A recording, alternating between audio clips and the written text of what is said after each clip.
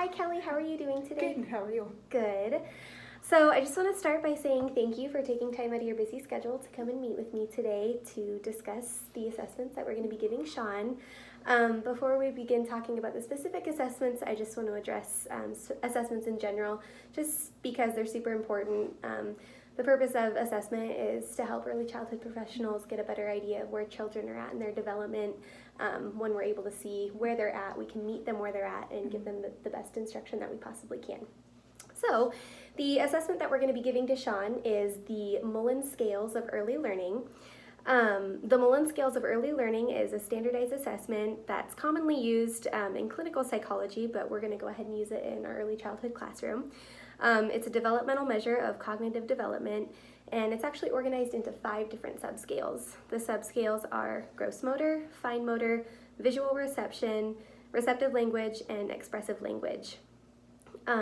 Through the Mullen scale, an early learning composite score can be derived from fine motor, visual reception, receptive language, and expressive language scales.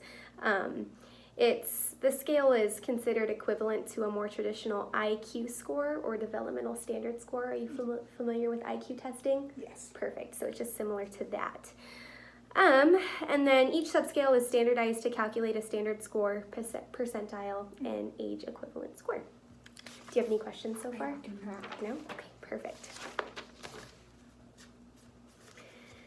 So with the Mullen scale of early learning, we can use it from children all the way up to birth to 68 months. So for Sean's age, this was going to be a perfect assessment for him to take, especially with him starting preschool. It's going to give us a good idea of where he's at and how we can best make his learning experience awesome for him. Let's see.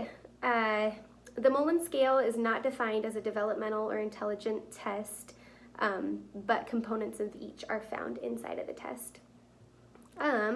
One more thing about the Mullen scale is that there's a measure of gross motor skills, and that's not typically too common in lots of other assessments, so this makes it kind of unique. The Mullen scale provides a composite score that is referred to as an estimate of overall intelligence. So that just gives you a basic rundown of it.